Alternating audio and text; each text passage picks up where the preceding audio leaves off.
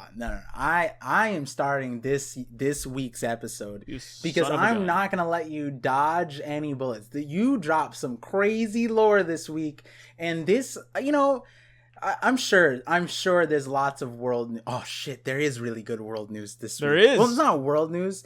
It's interesting, but you know what's more interesting, Sai? What? I want to know more about, one, your life as a farmer, and two, your life of sucking your uncle's prosthetic toes. Which one do you want to start at?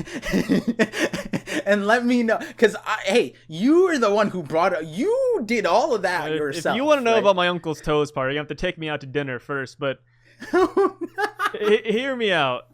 My uncle's toes, I suckled on them for a brief second. It wasn't that often. Wait, you did? See, I was memeing on you, but but because you said it as a hypothetical on the stream. Oh no, that wasn't hypothetical. I did it. Sucking my uncle's toes, yeah. Prosthetic. What toes. metal? Yeah, sorry. Not like what actually on his body. He wasn't awake. He didn't know. He didn't even know about tone? It. No. Oh, skin tone. Like Yeah. Oh, so it's like a plastic metal? Yes.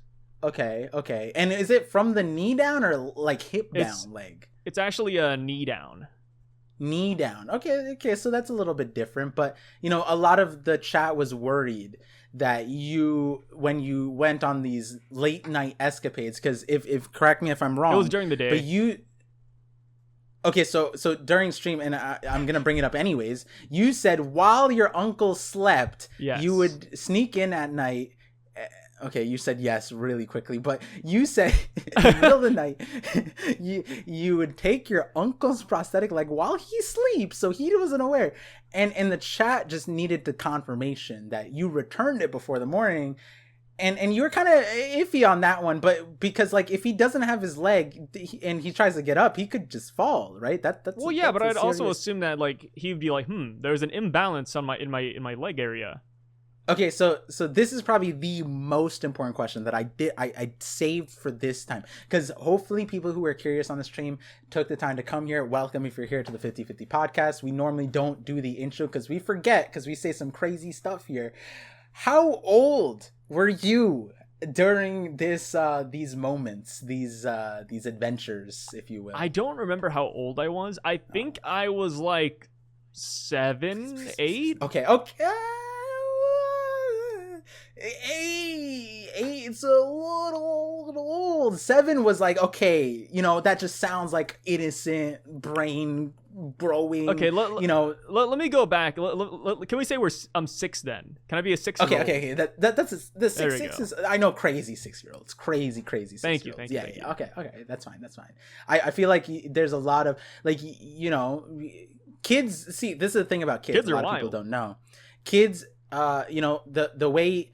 A lot of people don't know this, but your tongue is like one of the most developed organs in terms of like sensory. Yeah. So when you're a baby, the way you learn about the world is by tasting it, licking it. That's why kids lick everything. And, for a lot of people, that desire or necessity to learn about the world kind of fades out because you get more acclimated to your hands and your feet and your eyes and your ears. But who's to say that, a 6-year-old doesn't still have like the curiosity of our natural instinct to lick a prosthetic, your uncle's prosthetic leg when he's not aware, which, you're a kid. Communication is also something we're developing. So you didn't know you needed to communicate to take his leg. So 6-year-old. Yep. We'll take that. Well, I already knew, because he was very sensitive about his leg. Oh my God. What do you mean sensitive about his leg? I guess explain. So sometimes I like to knock on it. I used to like to knock on it, but he would always be like, quit it, or, obviously nobody likes them playing around with their prosthetic body parts. Is he like young or old? Oh, he was old. He's old. Like, so when you were 6, he's probably like 50, 60, like that kind of thing? Yeah, I'd say so. Okay. I don't know his age. And like the previous generation, 50, 60s, like decrepit almost, like especially immigrant status. Like, yeah, we didn't have like the first world country benefits there. And so that kind of alludes to how did he lose his leg? So from what I know, this could be embellished, but from what I know, I think he stepped on a landmine back when he lived in the Okay. country. And so, you know, that's obviously very sad. But It's kind of funny. Hey, I think some of our viewers are in the military, so maybe landmines are. I have a lot of respect for the military. I'm just saying that, you know, like, it's a family member. I can laugh at it a little bit. Yeah, no, I was just meaning, like, you know, hey, landmines are fearful for a lot of people. But, you know, something that happens when you go through a trauma like that, like, and you know, there's some things that, like, that are unexplainable, but you don't imagine that, like, you lost your leg and then your dumbass nephew is gonna just knock on your leg and eat it. Like, that's kind of a funny outcome. It's a snack. Like, that's the funny part of it. It's a snack. Like, he gets his leg blown off and then replaced by a prosthetic, and then he, like, the last thing he thinks is a play toy for his nephew now. Like, you know what I mean? Like, that's kind of, it happens, you know. Life it's mysterious. Like, he's in hindsight, he's like, well, at least something good came out of this, right? Like, maybe, you know, like, you and at least I'm fun, the favorite right? uncle. You had it was an overall experience. It was a good memory between you and him. Well, he doesn't remember it because he doesn't really know what happened. Oh, I'm like a thief in the night part. Come on. Oh, you never. Oh, yeah, I never told him. Oh, yeah, he doesn't know I played with his foot while he was. What asleep. would happen if you did tell him as an adult? I think it would be. I like to imagine he'd laugh. Yeah, wait, now I kind of, in a few episodes, like maybe 9, 10, I don't know when you're going to see your family or ever see this uncle. When's the last time you seen this uncle? I saw him for the first time in like 2 or 3 years, like I think a month ago. Oh, okay, so like maybe in another, often. Randomly, okay, this is a mission, right? Yeah. However long this mission takes. Next time you see this uncle, don't go out of your way for it, but just next time bring it up. Just on the podcast, just drop it out of nowhere, you know, and then I'll be like, wait, what is he talking about? I saw my uncle, let me tell you, I talked about his foot. Like, I kind of want He's the still amount kicking, of time, literally, but I kind of want the amount of time between this conversation and the next to be long enough where I have great memory, but even I forget. I'm like, what? And you have to bring it up in a new sense, and we're gonna have a whole new set of audience. Maybe some of our audience members aren't listening at that point, and so you're gonna have to re-explain the whole, like, prosthetic and stealing it, and and just drop it out of nowhere. I got some weird stories with my family, like the time I sexted my cousin, the foot licking of my uncle. We've talked about that one. That one's the panty stealing of my cousins as well. You know, maybe we don't need to dive into that one, but the one that I do want to dive into. When I was a kid. So menace aside, I'm surprised because you are a man where you know, where there's an opening, there's or where you're an opportunistic man. You know what I mean? Sort of. No, I'm just making that up. That doesn't not reflective of you, but. No, I think that's a talked compliment. About. Yeah, no, I see an opportunity. I take advantage of it. Yeah, exactly. So because you never did segue into this ever, but we've talked about farm animals and we've talked about cows being abducted from farms, and we even gave like a farmer perspective, like, of what these guys would think. But during that entire time, like, I'm pretty sure we have an entire episode about the aliens abducting cows, and that's a whole new thing because, you know, last episode we talked about the alien stuff, but this, you divulged that you were a farmer for 4 years. I was a helping hand at a farm. Like, yes. Like a family farm? Yes. Or is it like, okay, in-laws. like it was the ex-wife.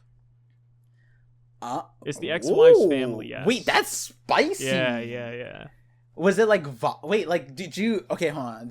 This, if you don't want to talk about ex-wife stuff like that, that's fine. We could skip oh, yeah. Because I didn't know it was typed of. I didn't really do much. I just, like, helped every 2 seconds or so. Like, calling myself a farmer, giving myself a lot of credit where it's not due.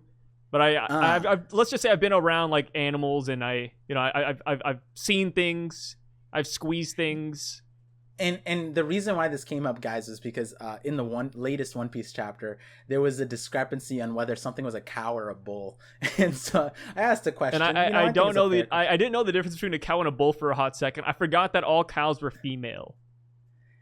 And you know, given that you were a farmer and what you just said, that you shouldn't have called, technically you don't. The title is I don't identify, right? Like, you know, that would be another embellishment, right? Like, just you couldn't tell the difference between a cow. Surely you're not a farmer, right? Like, more like I've been on the farm and I've seen what it all looks like, nitty gritty. Gotcha. And so I know how they work, more or less. Then this story is something that will be fun to bring up whenever something relevant comes up later on. But one question I do want to ask is, when you were in the relationship, right, did you see her family as farmers as a plus? You were like, oh man, I could go into farming? Or like when you got married, then it was like you had to do it. It was like an obligation or something like that. You know, I just kind of curious how you not got really an it. obligation. It was like we just visit often, you know. And then you're like visiting the in-laws a lot, and then because we'll stay. They live kind of far away, so we used to stay like over the weekend or like over a week. Yeah, and we're just like kind of there, like out in the country. They woke up at the crack of dawn. Is that like a real like myth, right? Like that, like you had to wake up at like 4 a.m. before. Well, they do. I'm not. I'm not. Oh, you didn't do that. And it's really just like the dad of the family. It's not like the whole family wakes up at like 4 a.m. and they do things. No, it's just he just wakes up, he does like 1 or 2 things, goes back to bed. Gotcha. Nothing like that crazy. So you didn't even wake up on time. That was like, that's like the bare minimum for. I feel like every TV show about farming, that's the first thing they bring up. You have to wake up before the animals do or something like that. You know. So hey, I don't want to not. Sai may not be the best farmer, and that's okay. No. That's I'm okay. Asian. I'm Asian through and through. Let me tell you, I see animals and I'm just like food. You know, when I see cock, I say cockfight. Wait, why? Like chicken what did fight, sorry. Asian have to do with? Asians are great at farming. Here's a better one, actually. Speaking of cock, I had a friend he doesn't like it when I tell this story, but he's not listening. His parents were in the Oklahoma news. His what? His parents, his mom and dad. Okay. Because his mom and dad ran the biggest underground cockfighting ring in Oklahoma. Oh my god. Yeah, no, it's kind of crazy. Like, I know that guy. I know him. Wait, is that okay? See, like I know like dog fighting is illegal, but is like cockfighting is illegal too. You can't like coking up your chickens. Yeah, that's illegal. Yeah, cockfighting is illegal. I'm assuming like putting any animal in a ring and saying, "Hey, kill each other" would be pretty illegal, though. Yeah, but like, okay, no, I agree. PETA, don't come after me. The feds don't come after me. I am against animal abuse. Fair, right? Yeah. My kind of point was kind of like people do that with insects, right? Like nobody cares about insects. Though. They're not cute. Yeah, but okay, insects so don't really like chickens. I would argue you could better use them for eggs or like for food, whereas insects, I don't think anybody's fighting for insect rights. But cocks don't give eggs, right? So it's like then right. They're just kind of like they're just eat. We don't even eat the male chickens, do we? I thought we eat the female chicken. So if it's really cockfighting, then shoot, I don't know. I've only seen like 2 cocks in my entire life. Yeah, that is. They're kind of big comparative to a chicken. Yeah, that's why I was like, wait, I don't think we eat the cock. Which is, hey, maybe we're all cock eaters. Maybe we are. Somebody's got to eat the cocks, right? Like we don't just have like a like. Yeah, no, we definitely eat cock because here. Okay, I'm gonna Google. We definitely eat male chickens because here's the thing. How do you Google this? Because like imagine there's probably like 1 billion cocks out there in the world. We don't just like maybe there's not. When they die, we don't just like throw them in a pit and like set them on fire. Like surely we eat them. No, but we don't need them because chickens can just like the eggs that we have. They're not fertile. But because they're just but we still have cocks though. Like they still have some purpose. Like I'm sure they have. The farm purpose. had 1 cock. I'm pretty sure the cock is there to keep them like to it's like pheromonal and hurt. Like if you don't have them, then shit hits the fan. That's not a misogynistic like feminine anti. I'm not saying that. I'm just saying that there's something up about the cocks there, right? And so as far as do we farm eat cock? I looked it up. What did you Google? No. What did you Google? What did you Google? I said, can you eat male cock? And Google said yes. And you got the answer. Okay, see, Google said yes, but in what context? There was a picture. There was a picture of a chicken and a guy smiling. That's all I could tell you. I don't know if that's like, that could just be what Google put up. Like if you click on the article, which I'm not suggesting you do, I'm just saying that there could be a whole other context behind that hyperlink. Hey! All I know. What is the hyperlink title for the thing? Is it? Meat does it end is with meat. Like X or meat is meat? Which brings us to the next topic, Lizzo. Oh my! You did not just segue like that, Lizzo. No. So Lizzo has a little bit of controversy out there, which I didn't know who Lizzo was. I've heard the name before. Controversy. But I don't know like any of her work. I'm not really familiar with Lizzo, but apparently she's like this heavier set woman who is apparently like body shaming, being racist to her cohorts. I don't really know. I gotta call you. What's up? I can hear you being Stop. You know what you're saying as if like you've never came across like she's heavier set. But here's the thing. I googled Stop with the Lizzo. anchor bullshit. Like this is like CNN right now, and then they're like you surprise, Lizzo is an icon for it. Like, I'm like, so what does Lizzo do? Like you did. Is she a music artist or what? Because I really don't know. Like, I looked her up, and it was kind of like a jump scare. It's like, whoa, this is the trending topic. What do you want me to say? What do you want me to say, Bart? What was the right way to tackle this? Fine line between you being genuine and you going crazy. Jump scare is wild, a little wild. Okay, all right. We can be fair on that. That's a little.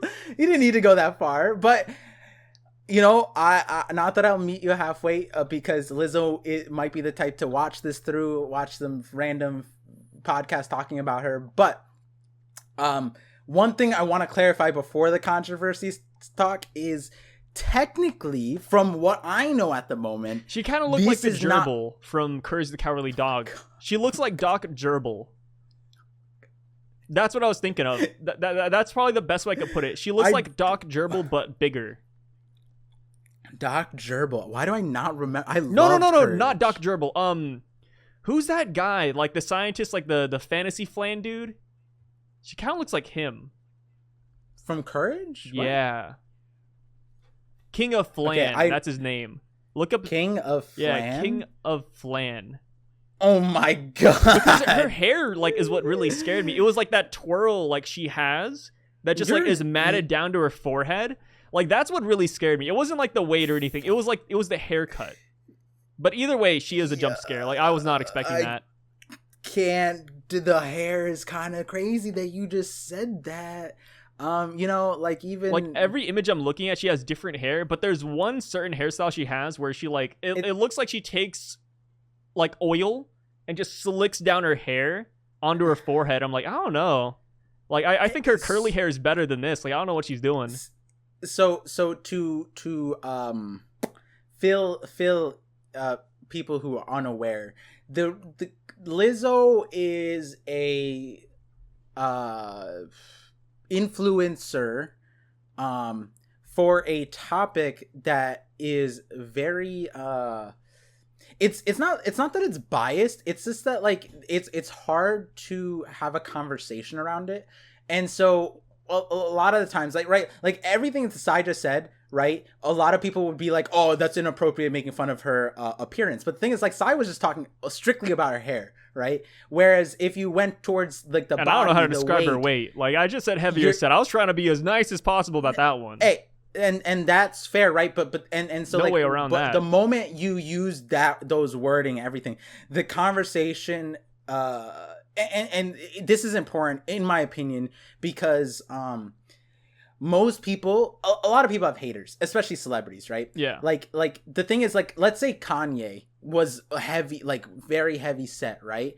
The moment someone denounces anything he says based off of his weight, based off his appearance, that person's on the losing end. No one's going to support them because it's not the correct way to handle a conversation. And so that being said, so many times in controversial moments, Lizzo and others have been prostrated higher because it's like when you get into a argument that isn't the cleanest, she has the higher ground because a lot of the people are like, you know, every single word that they say, even if it's not body related, it's like, what are you trying to say about that? What are you trying to say about the food? What are you trying to say about, you know what I mean? So like, so that's why I was just bringing that up here. But the reason I said I'll meet you halfway is the fact that like Courage the Cowardly Dog is an art style that it's kind of not the most endearing way to describe someone. So, and if there's multiple characters, that's kind of rough. I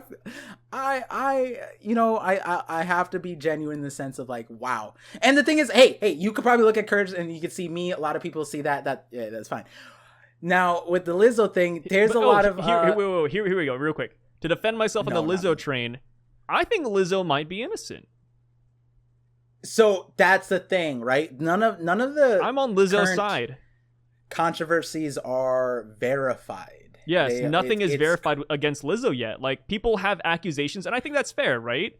But there's no proof yet. So right now, I'm actually on Team Lizzo. Like, I don't know who she is. I just Googled her. She scares me.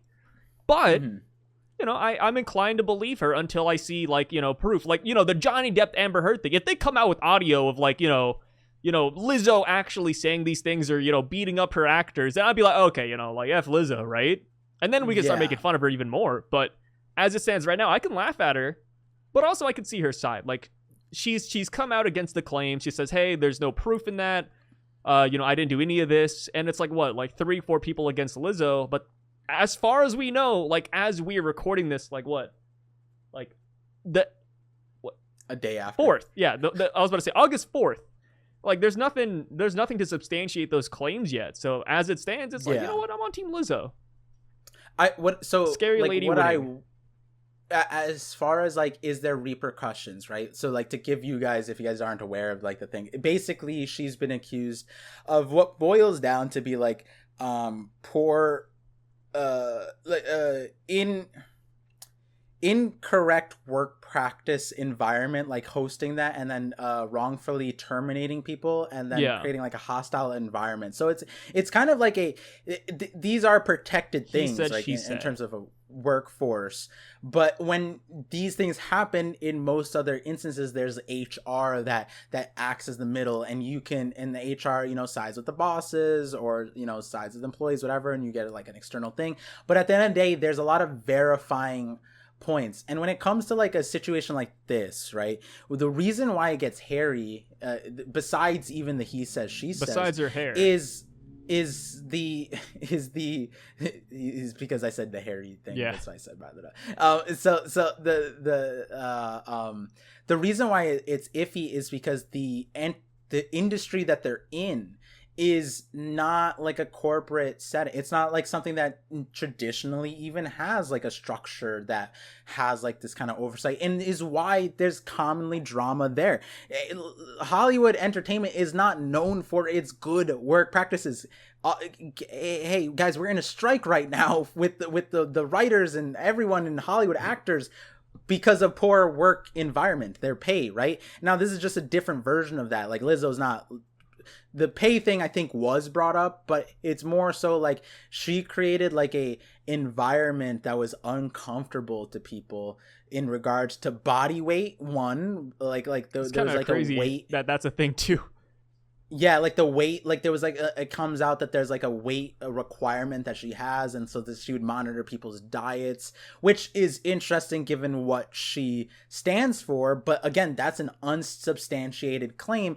Are they filed? Technically, yes, I believe they are filed, but it's not like you can file a claim, but like you have to substantiate it. That's the part. And so overall issue, there's a slew of different things. I think the one of the most jarring ones is probably the coercion for like sex acts, apparently. Yeah. Which that one is the most jarring one, but that one is also one where it's kind of, there's a reason why that one's like it's a controversial thing, because it's all comes down to consent, right? Like, that's consent at the end of the day. If everyone's an adult there, they chose to go to a location, right? Boom, right? Now the charges are dropped if you said yes, if you went through hoops and loops to go through there. Now, but the flip side is the two people are saying that if they didn't go, they would have been blacklisted from Lizzo and etc. Now, how does that play out? How does that get substantiated? That should be something that they can substantiate, because if in order for them to believe that, there'd have to be paper trail for that. If there's a paper trail, then they can prove it. If they can prove it, then Lizzo is in hot water to a certain extent. But again, this stuff, like, people normally aren't doing that kind of thing. Like, again, this is it's an environment where you're normally going to create like interpersonal relationships, like you're close, you're dancing, you're singing. It's an interpersonal thing. You get connected. One of the things that people were saying were like, she got way too close with like her co-workers, and like they know like intimate details about them. And it's an artistic, setting, right? It's not like a corporate setting. It's not like Elon Musk is telling them about like sexual fantasies out of nowhere, but Lizzo's songs are sexual. There's dancing is like sexual. Oh, so she does music, right? Too? She does music, and there are innuendos, various ones. So it's not even like this. It's a different topic, right? It could come up. Maybe there's a healthy way to talk about it, and that's a difficult thing to manage, right? There's a reason why when you talk about those things, you talk about it with like health professionals or therapists or psychiatrists in the room or whatever, because of a situation like that where you say the wrong thing and then that makes someone uncomfortable, and now you're open. It's a liability. So there is this thing, but as far as how far does it become illegal, that's a different thing. And the part that's the real thing that for me is like why I feel like maybe it's not substantiated is because the way these accusations came out, they like I don't think it in any circumstance, most circumstances, if the public outcry is first, it's a yikes, you know what I mean? For me, Same. It's like because you're hurting everything by going public first. Now Lizzo, it's the same thing we talked about in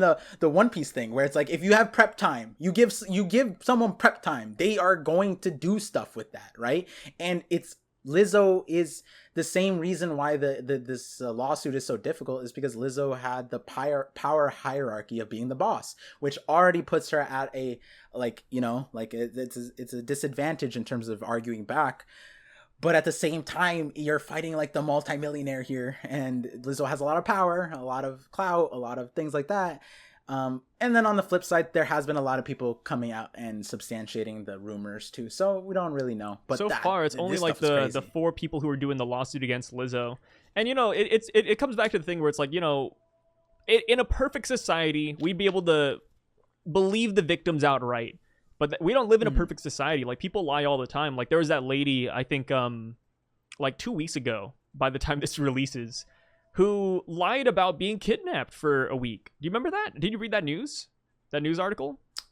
Or following the story? I didn't look into it, but I heard of it. Yeah, like this lady was like, yeah, I heard a baby crying and I went to go check, and then all of a sudden I got kidnapped by these guys in a van. And then she showed up naked, I think, like a few days later. And then it turns out she lied about the entire thing. She staged it. Yeah. And it's like, I would love to believe the victims, but like so many people lie nowadays.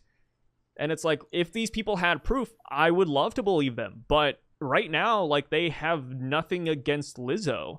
And instead, with Lizzo, we have hundreds of other people who have worked with her who say she's great, which they could be lying. Maybe they just got the good side of her, but we don't know for sure. Like, there's no proof either way. So right now, as scary as Lizzo is, as much of a jump scare as she is whenever I Google her, she's looking good. To me, she's like squeaky clean, more or less. I can't wait till we release this episode and she's like a monster. there's like videos of proof. Hey, this is recorded August 4th. Hey, that's the thing. One of the like I saw someone covering one of the claims, right? Like so I'm gonna try and be quick and just say it how it's like this is how it'd be broadcasted. So like one of the Coercion acts, right? Like the show, it was a situation where you'd like there was it's a sexual environment. Yeah. People are using fruits and eating them out of various genitalia, and that's just strange. I will never understand Hollywood. What the hell? And once you get the full, it'll be interesting. So and you know like and so the situation was like Lizzo was kind of in a way coercing one of the more conservative, self-proclaimed conservative members of the dancing crew to engage despite her beliefs, right? Yeah. And she felt that if she did not comply, then she would be reprimanded in a professional sense. And what it required was to take like bananas out of people, like a lady's genitalia thing, and various other similar versions of that. And that, hey, this scenario sounds wild. I like, hey, if I was a boss of people, you would have. If I were the closest, even if I was the closest with you, I'm not really taking you or my coworkers to a place like that, right? I don't know where a place like that exists, right? Boom, that sounds wild. You automatically get public the public is on your side when they hear that. When you heard that, you're like, damn, that's wild. Hollywood is crazy. Fun fact, it wasn't in Hollywood. It was actually in the Netherlands, where the Netherlands, they have a bar, Banana Bar, where that's a frequent, like a weekly show that they do, where it's because they have the red light district. And so they have that weekly, and it's a completely normal thing there. And Lizzo was on a podcast in the Netherlands, literally asking, and you know, she is herself, but she kind of sounded normal. Like, yeah, it's a weird, you know, no, I'm not gonna say weird, but it's a kink, it's whatever. People are, but like, as far as when you hear her talk about it, she just sounds excited. She's like, I heard that, like, this is a thing. Do you guys do that? And the podcast host is like, oh yeah, that's just the right down the road. It's across the street. Studio. Yeah, literally. And then the other person, like the editor or what, like the person, you know, like the professional podcasts have like a radio show has like a person managing it, like supervisor. Yeah. That person also, oh yeah, the Banana Bar, like common. It sounded normal. Like these are dudes too. Like these are dudes are like, yeah, that's the Banana Bar. Everybody loves that place, you know. And so like, now we just took a completely monstrous scenario and just diffused it to a certain level. Like, yeah, again, I'm still not taking my people there. I would, you know, like, that's like, I would probably, there's like few friends who could convince me to go. Like, there's like one or two of my closest friends that like, I'd be like,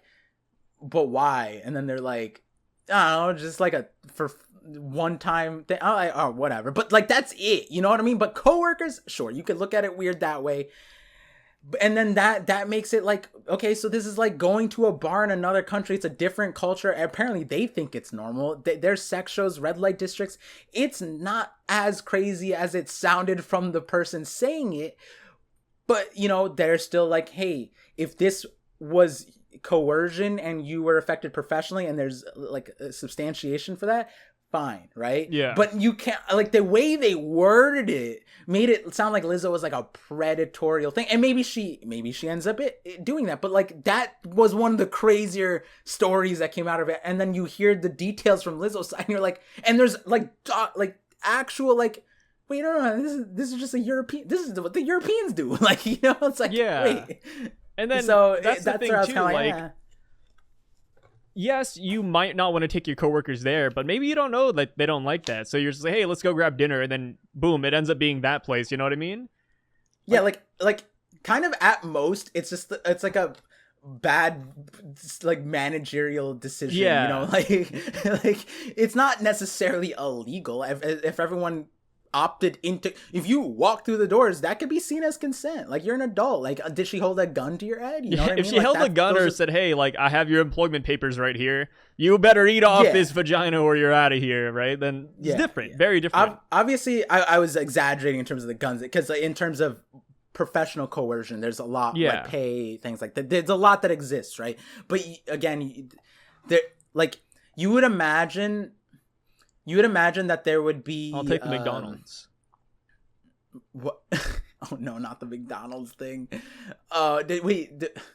But in terms of the professional coercion, like, again, I feel like that's something that you would get more corroboration than like 2 or 4 people. Because I feel like humans that's like a, damn, like, they forced you. That's like a consent thing. You know what I mean? Yeah. Like, generally people would kind of be like, yeah, I'm not gonna, like, I don't have, like, Lizzo's not Jeff Bezos. She's not Elon Musk. She's not the richest. You know what I mean? Like, Lizzo's isn't even, you didn't even know, quote unquote, you didn't even know she was a musician. And, like, sure, she's a great musician that has a lot of clout, a lot of stuff like that. But hey, Beyonce cut her off of the remix. So, you know, what does that say? You know what I mean? Like, so at the end of the day, I would imagine that there would be more people willing to throw her under the bus. I was gonna make a bad joke, but you know, the thing that this is a weird situation, but it also just feels like this 2023 is like the year of, like, I don't even know what the year, like, every week is just like, what is happening? Like, why do we, so, you know what, hot take, I hear news like this, I don't care. No, it's same. just funny. I'm just like, I hate like that this is taking up, like, people's brain cells. If I could delete stuff, whew, this is just such a waste of life to a certain extent. Again, if they're the victims, whatever, right? Like, that's fine. But, like, this whole entire thing is just like, I don't know, you know, this is kind of crazy. Yeah, so, like, I don't care too much about this. I feel the same way. Yeah. And that's where it comes back to, like, if this was a legitimate thing, sure, public outcry, but, like, that was the first thing. And, like, the legal stuff, like, you can handle all of this secretly. That would actually be better for you. You know what I mean? So, like, all through and through, this sounds like clout. And I hate having to, like, sift through people's drama to figure out, like, what's real or not. It just tells you more about people.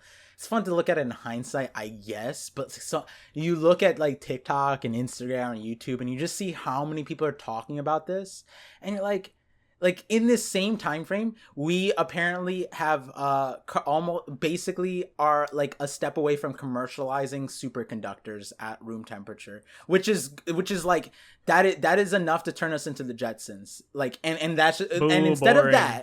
Instead of that, we're getting Lizzo, maybe a monster. Who knows, from Courage the Cowardly? Like, we don't even know. So, and I'm here like, but superconductors, guys. I don't care about the superconductors. I could read that in the news. I would not give a fuck, dude. I'm not gonna lie. We would be the if you could be the Jetsons. What do you mean? I'm not gonna. I can't afford that. It's not gonna be expensive. It's gonna be cheaper. I don't care. It's the whole point of it is that it's cheaper. And then I'll care. Right now, like all of Elon Musk's issues with the Teslas and electric not technically being cleaner, that gets solved with the superconductor. You put cheaper. Lizzo and one of your lame ass superconductors in a room. I honestly would care more about Lizzo. See, and now we've discovered the problem. Mr. Courage the Cowardly, Mr. Prosthetic Toe Licker himself. Well, let me tell you, I like Courage the Cowardly Dog more than I do superconductors. That's lame. Superconductors are so cool. What are you, a nerd?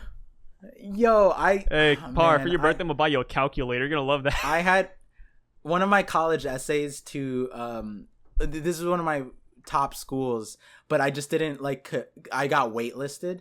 Yeah. My essay was theorizing about how what we needed for superconductors for them, and how the first utilizations for them in a practical setting.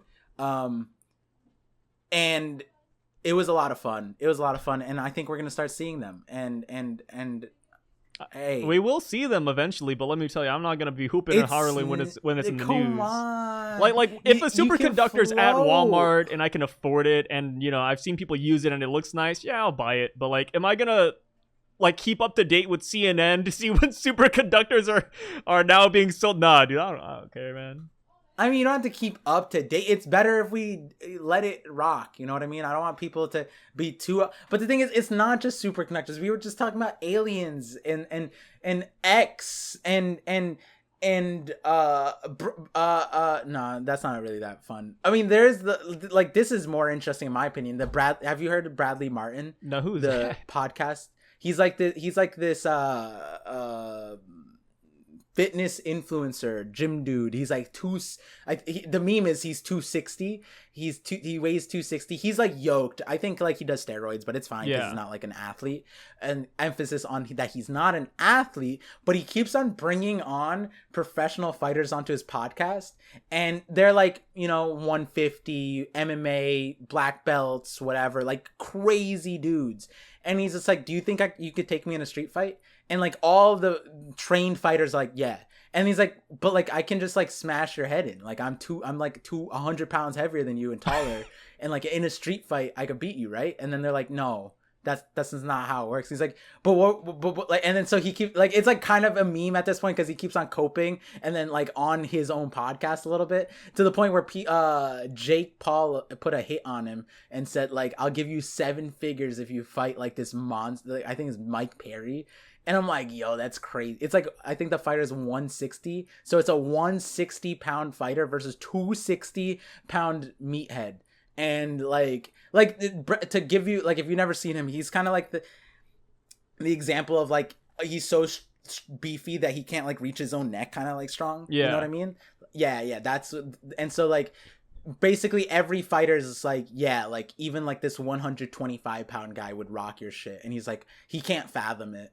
And he's like, they're like, yeah, like if you grab him and then slam him or do whatever, like maybe, but the point is he's a monster. Like you're not going to be able to grab him. Like you think he's the greatest fighter in the world and you think your untrained ass can fight him? And he's like, yeah. And then he'll bring up like, oh, but like, my best friend is a karate jiu-jitsu black belt. And I'm like, and it's like the funniest thing. And like, I want to see that, you know what I mean? Like that's your Lizzo. No, because it's functional. It's functional because that is a moment where trained fighters can prove that training does matter to a huge extent in terms of That's cool.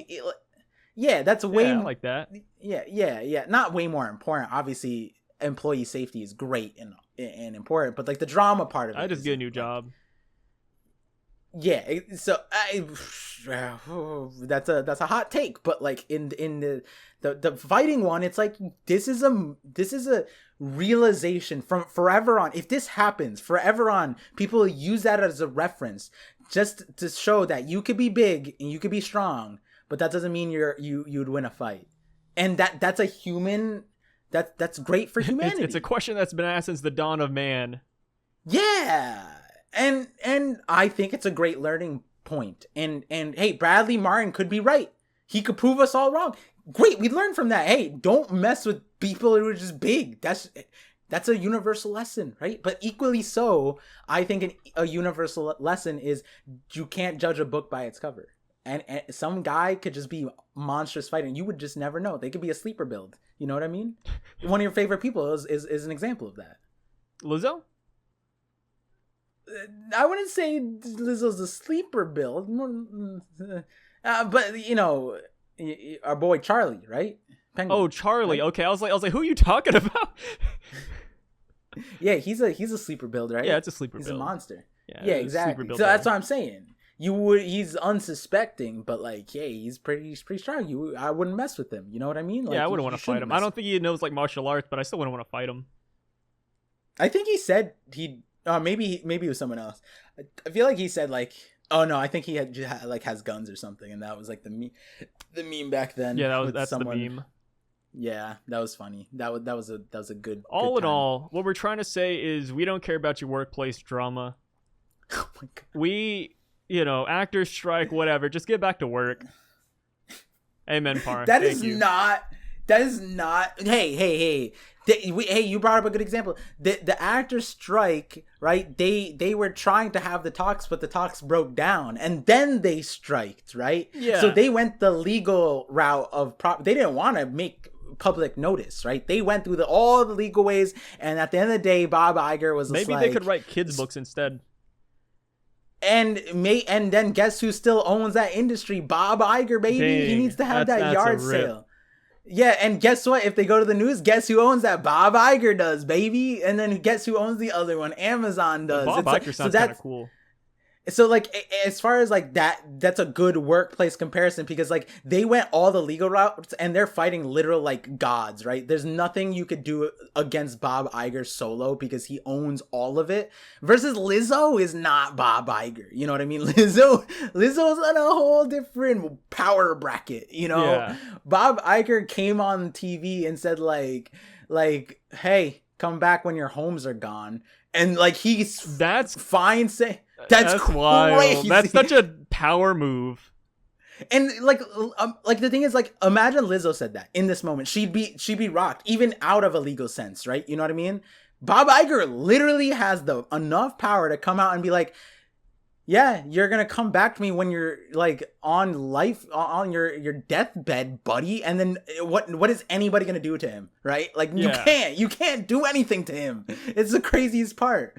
That's why that's a different Bob Iger. So is Bob Iger like the main guy, the main villain? So he was the hero and the villain. He came back to Disney when Disney started acquiring everything, and that was a solution, right? But Bob Iger is the one who's kind of like, yeah, they had the strikes. What a cool statement. He wasn't like, that's kind of cool.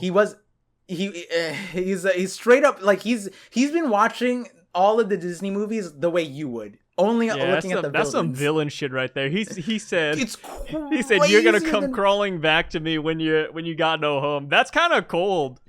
That's what you expect from a villain. No, that's like, it was unsolicited too, because like the talks already broke down, and he has no reason to like come out on TV. Nobody has heard from him prior to that, right? So it's like he could just be vacationing in the Bahamas, and that's a slap in the face. No, he didn't even do that. He came out and said, "Good luck starving, bitch," and then I was like, "Whoa!" So he came out. It wasn't just. And so what he said was like, he was like, "Hey, like, just give it a couple months because they can barely keep up with rent anyways." He said something like just give it like a couple of months and then it'll all fade away. I was like, dang, that's kind of cool. It sucks for the strikers, of course, but from a villain perspective, like, yeah, he's not wrong. Like he's got a strategy. But the thing is, he's not wrong in the sense of like, it's bad for Disney. It's bad for Hollywood. But he's powerful enough to be willing to take it down with him, apparently. Because I haven't verified. I feel like I keep on bringing this up without verifying it. But from everyone I talked to, this is something that he did consider, or is considering, which is yard selling all of Disney's assets separately to Apple and just like separating it out. And I'm like, what? What do you mean? That is like the pettiest thing I could ever like imagine. It's like, you want pay? Well, the only way I can afford it is by selling the workplace. Like, oh my God, like that's crazy. It's like, you want a place to work at. Well, what if the place isn't there anymore, huh? Like, oh my God. So I'm curious now. So the writer's strike, apparently it's approaching its 100th day. And it's like, man, it feels like it just started like 2 weeks ago. But either way, like... That's what I'm saying. They tried so many different ways before they went public with it. And the last part of it was I mean, I'm not too aware of the last public announcement, but the last like most viral one was the studios said their agreement terms is, you guys come back, we'll agree to some of the pay stuff, but you have to agree that on day one we get to scan your bodies and your voice and your likeness, and we own it, and then we can replicate it with AI forever. That was one of the things, and that's a crazy, that's kind of like, cool. That's futuristic. After months of behind the scenes negotiating, and then that's where you come public. It's like, yeah, that makes sense why the writers are striking. Imagine if that's after negotiating. Where was the line beforehand, right? Like, not only you, but your children. You know what I mean? Yeah. We don't just want Robert Downey Jr. We want Robert Downey Jr. the fourth. You know what I mean? Like, that's just, woo! You know what I mean? Like, that's just crazy to that level. And then I think the most important thing is, like, allowing, because to a certain extent, this will all exist, but allowing people to own like what they can say, because they could have the AI have you say anything. So they could have Psy come on thing and say like I, you know, hate my wife and my future children should go find Par because I dislike, like, have you say the most batshit and it could look super real. Lizzo is not a jump scare. and like that's the wildest part about all of this, right? It's like, how is that a reality? You know what I mean? Like, the come back and we own you. Deal? It's like, wait, what do you mean? Who would you agree to that? I don't even think like they would agree with that. You know what I mean? Like, but it's funny because like there's the strike breakers, dude, the people who. That's what I'd be doing. I'm not gonna lie. If I was like an actor or writer in Hollywood, I'd scab the fuck out of it, man. I'd be eating that shit up. I'd be living my life. Hey, the thing is, but maybe I'm just like not a good guy though. No, but the thing is, the people who, a lot of the people, there's been a few people who've been public about that, and they've been exposed so much because they've been saying so much shit, and they're like, wait, you saying that you're not supporting these things because you support like these indie projects? All these indie projects are a part of the union. Like every single project that you loved and you said that like, yeah, the strike doesn't matter because this shit, literally every person who's like, yeah, the strike doesn't matter because X, Y, and Z, they were just like ran down justifyingly. But the other part of it is a lot of the people, like, again, if you're agreeing to be a scab in this situation, I'm opportunistic. You're a scab for one day. You're a scab for one day because you're agreeing to have being scanned and being replaced by AI the next. That is so, like, you know, as far as all the people who I think that's almost bound to happen though. Like, you know, my forget the writer strike and actor strike for a minute. Just like, I feel like just scanning actors into the system and making them AI. I feel like that's gonna be a thing. Yeah, and that's gonna be a thing. But like, there's controls in place with everything, you know what I mean? And the part about it is there is a way to get ahead of it. That's the simplest thing. It's not a situation where they were unaware of it. No, the writers were proactive about it. It's not like it's been years into the thing where AI exists. No, they were proactive, knowing that the studios were going to do this eventually, right? Yeah. Because it was going to start to happen. And then they were like, no, like, on top of the line is drawn, the pay thing has been there for a while, but it started affecting the studios. It started affecting the output of the series that we're getting. But then on top of like the AI thing, it's like the line was drawn there. And as far as what they're asking for, no, all of them recognize that AI is a thing. And the thing is, AI can be used in a beneficial way. And what's funny is that we're seeing like there's been reports now, especially with like newer AI models, like ChatGPT. They've been finding that ChatGPT, the newer models, are getting dumber than the older ones because of how they've been operating. Essentially, they're cannibalizing, demonstrating that the AI models are not self-sustaining in terms of they need the human input to progress along with them in order to stay on top of it and stop cannibalizing. And the code against it is very difficult, but like, basically what it was proving is like when AI interacts with AI, you get further from what the intention of AI is. And we're not at a point to completely replace humans. We will get there. But the thing is, it's kind of like everything has a transition, and you can watch someone like just like beat you over the head from the back of it, or you could be prepared for it. And that's essentially what it is. They were prepared. The studios could have done it, and they weren't able to get up ahead of it. And that's like the sad reality. It's like, this is how powerful they are, and they still weren't able to get ahead of them like that, which is funny. But it's also like, you know, for me, it's kind of like there's so many ways that the AI thing could be avoided. And it's just Like, it's just contract stuff. At the end of the day, yeah, you can make an entire movie. I'm sure there's gonna be entire projects written by AI, and you're gonna be like, oh, this guy looks like Robert De Niro. This guy looks like Will Smith. This guy sounds like, acts like Will. You know, you're gonna get that. But how long till a full AI movie project is sustainable? Well, that is the question, right? And I think it's valid for all of them to be fighting to that point, because you've seen AI output. It's not the greatest right now. If we replaced all this stuff with AI, we would be worse off, in my opinion, right? Oh yeah, so give AI like 5 years. Oh, it's gonna be crazy. Yeah, then it's crazy, right? And I think when we get that to that point, it's like there's gonna be a revolution, right? But like, if we're focusing, you know, I think I talked about this on a previous episode, so it's not that crazy, but I talked about it on the alien thing. Like I feel like aliens would have no issue with AI. If aliens were on Earth, right? Aliens made it here. They are so advanced that AI isn't like they're not afraid of being you know what I mean? Like, that's how advanced they look at AI and they'd be like, oh, whatever.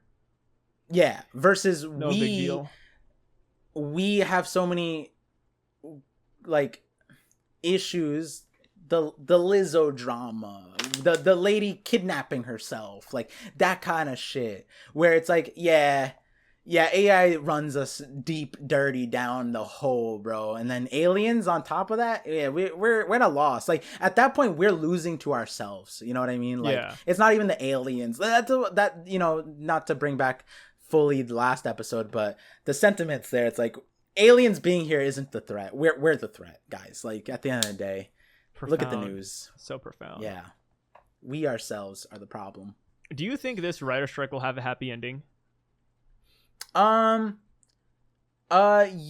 think it'll be a happy ending because the happy ending, okay, this is gonna sound crazy. The happy ending is apparently Bob Iger is willing to destroy Disney to be on the winning side, whatever that means to him, because he just doesn't care, right? I think the winning side, to me, low key, and I actually, like, I think I talked about this one too, was how, like, you know how anime, like, has a stigma in the West, like, oh, anime is childish, anime, blah, blah, blah.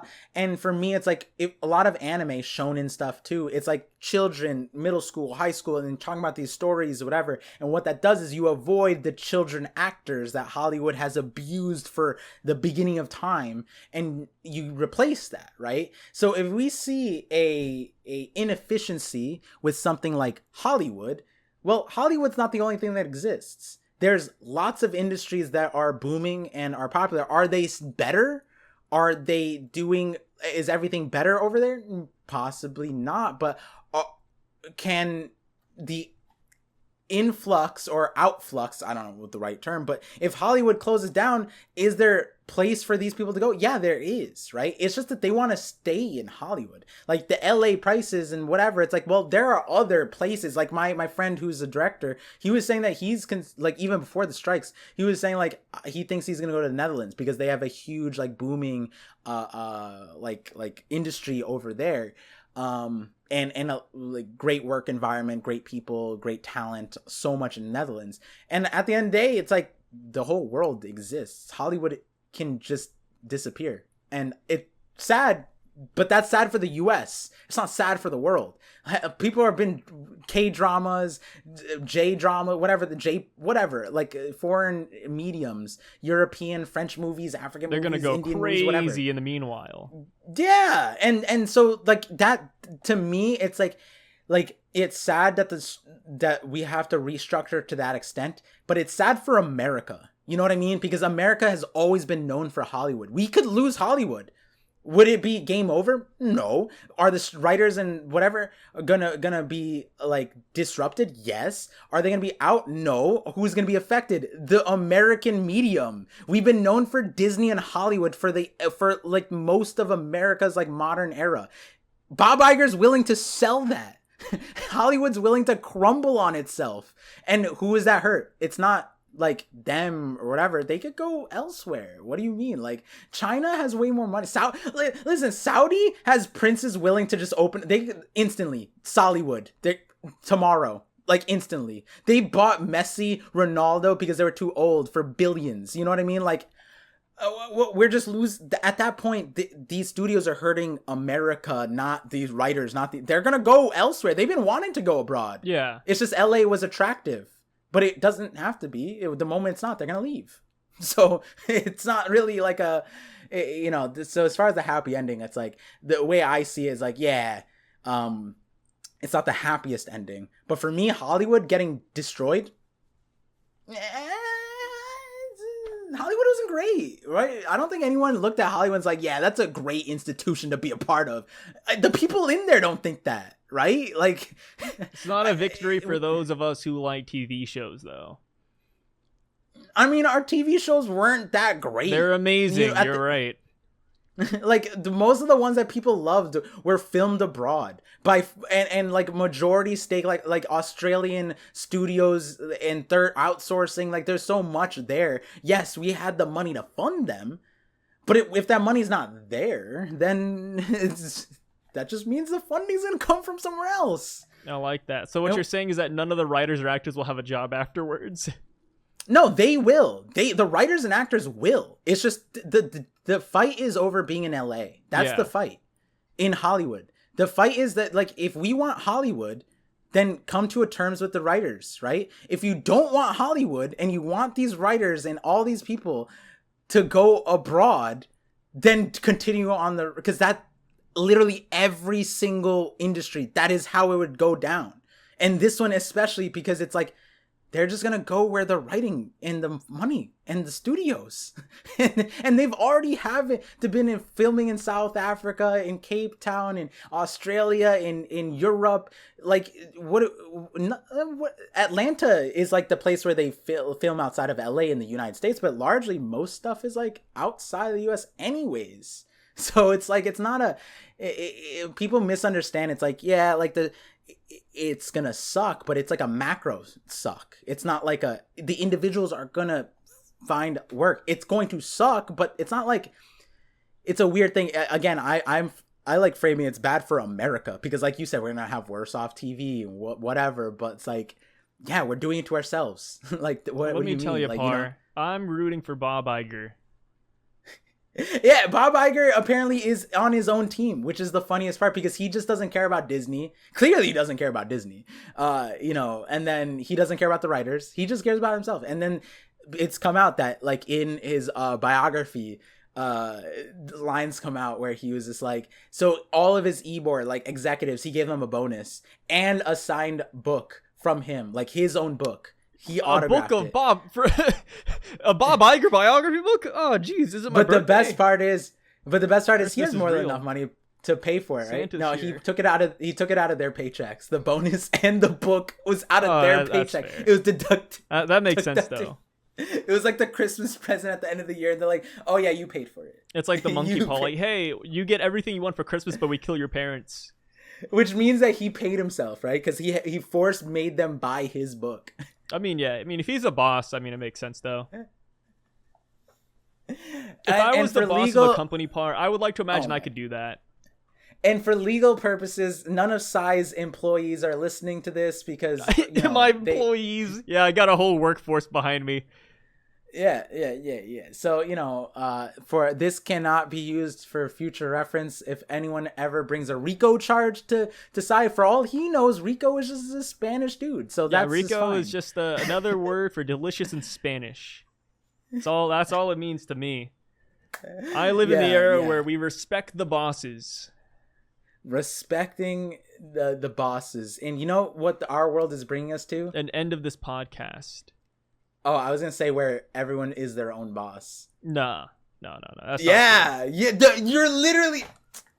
I don't believe in that part. You're an example of that. Bob Iger, if you're listening, we support you. Lizzo, we support you. Me and Par love you guys. And for legal purposes, Par is Psy's prosthetic uncle's leg. Yes, we're suckling on the toes of Hollywood. That's a deep metaphor, but for that, I gotta go watch Barbie. Go to the box office real quick and watch some Barbie. Par's really gonna go watch Barbie, and I gotta go watch more prosthetic limbs. Oh, I thought you were gonna say MasterChef or some of my theory videos. I like MasterChef. Yeah. If MasterChef is affected by the writer's strike, then I'm out. Then that is when you'll see me on the sidelines. I'm pretty sure they are. I don't think they are. They're still filming their season. Oh, maybe it's like a European thing because MasterChef is around the world. To be fair. Yeah. There's a MasterChef for like every country. Yeah, that's the thing. A lot of the European studios are fine. Hey, as long as MasterChef is here, that's all that matters. Gordon Ramsay, as long as he doesn't go away due to the writer's strike, I'll be out there, or I won't be out there. Yeah. Hey. I'm a follower of Gordon Ramsay. If Gordon Ramsay's out there striking, maybe you'll see me out there too. But until then, I'm on Bob Iger's side. Same with Parr. I think Gordon Ramsay is like striking. Well, like, is he? He's. I feel like. Well, he's not like he's the rich people, but he's in support. I'm pretty sure. I saw that. No, he doesn't say anything. Interesting. Because I was just. Oh, people are saying Gordon Ramsay's a scab. Oh. Hey, I'm on Gordon's side then. Hey, where Gordon goes, I go. At the end of the day, Gordon could just hole himself up in a restaurant, right? Yeah, Gordon. But then again, he did lose his Michelin stars, and that did make him cry. So that was that was like 15 years ago. Hey, did he ever get them back? I don't think he needs them. He still has like the most.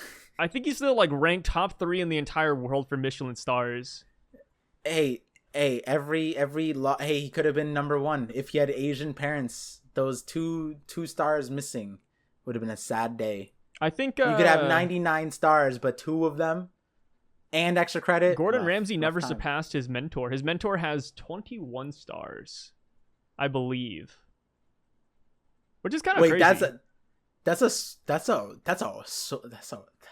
not that's a sore spot. You'd love to see your mentor, but it's also like, it's who trained. I think that's. Oh wait, never mind. Gordon has more than his mentor. But like his cohorts, gotcha. Like, so the most Michelin stars according to this website is 31.